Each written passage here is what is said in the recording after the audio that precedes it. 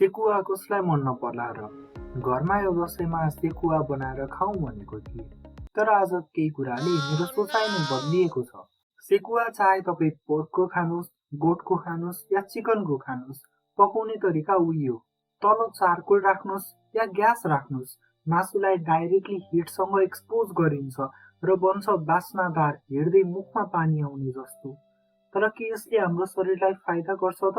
पक्कै पनि गर्दैन। चारकोल बाल्दा जुन स्मोक निस्किन्छ त्यो आफैमा घातक छ। त्यसले मिटको सर्फेसमा यस्ता केमिकल्स डिपोजिट गर्छ जसले क्यान्सरसम्म गराउन सक्छ। पोलिसाइक्लिक अरोम्याटिक हाइड्रोकार्बन र हेटेरोसाइक्लिक अमाइन्स यो मासुलाई प्यानमा फ्राई गर्दा पनि बन्छ, तर यसरी स्मोकले गर्दा झन् बढी बन्छ। कुरा यति मात्र छैन, मासुलाई यसरी पकाउँदा टप टप चुइने फ्याट जुन कोइलामा पर्छ त्योबाट पनि यो प्रोडक्टहरू बन्छ जुन मासुको सर्फेसमा हावाको थ्रु डिपोजिट हुन्छ। पोलिसाइक्लिक अरोम्याटिक हाइड्रोकार्बन र हेटेरोसाइक्लिक अमाइन्स यिनीहरूले हाम्रो डिएनए चेन्ज गर्छ र क्यान्सर गराउन सक्छ। सुन्नु भएको होला मासु खानेलाई आन्द्राको क्यान्सर बढी हुन्छ भनेर। सही कुरो हो। जसले यस्तो स्मोक्ड मिट खान्छ या रातो मासु बढी खान्छ या बजारमा प्याकिङ गरेर राखेको मासु खान्छ उसलाई कोलोरेक्टल क्यान्सर र स्टोमक क्यान्सरको सम्भावना हुन्छ। रिसर्च अनुसार ब्रेस्ट क्यान्सर र प्रोस्टेट क्यान्सर पनि बढेको छ। यस्तो मिट खानाले स्ट्रोक हुन सक्छ, हार्ट डिजिज र टाइप 2 डायबिटिज नि हुन सक्छ।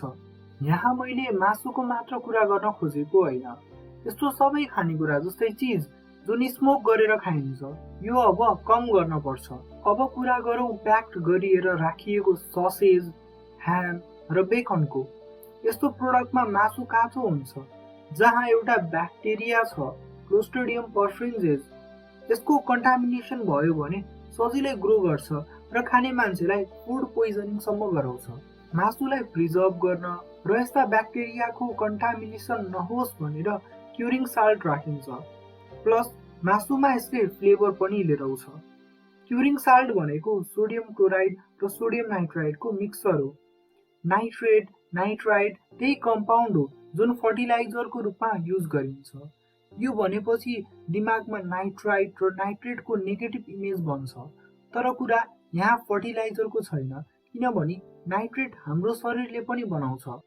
यसको शरीरमा मुख्य काम भनेको ब्लड प्रेसर मेन्टेन गर्नु हो।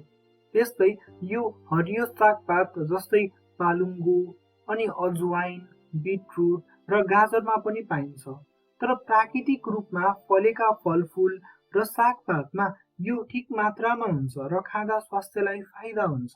अब कुरा गरौँ मासुलाई प्रिजर्भ गर्न राखिने नाइट्रेट र नाइट्राइटको। मासुमा प्रोटिन एकदम बढी हुन्छ, अझ रातो मासु रेड मिटमा बढी हुन्छ, साथै यसमा आइरन पनि बढी हुन्छ। क्युरिङ गरेको मासु खाएपछि यसमा भएको नाइट्रेटलाई हाम्रो मुखमा रहेको ब्याक्टेरियाले नाइट्राइटमा चेन्ज गर्छ र यो पेटमा पुग्छ। सँगै मासु जुन प्रोटिनयुक्त हुन्छ त्यो पनि पुग्छ। पेटमा हुने स्ट्रङ हाइड्रोक्लोरिक एसिडले प्रोटिनलाई टुक्राएर अमिनो एसिड बनाउँछ। नाइट्राइट र अमिनो एसिड मिलेर अब पेटमा नाइट्रोज अमाइन बनाउँछ जसले क्यान्सर गराउँछ। अझ हाई टेम्परेचरमा पकाएर खाँदा पकाउने भाँडोमै नाइट्रोज अमाइन बन्छ। प्रश्न आउन सक्छ कि अब सागपात पनि नखाने?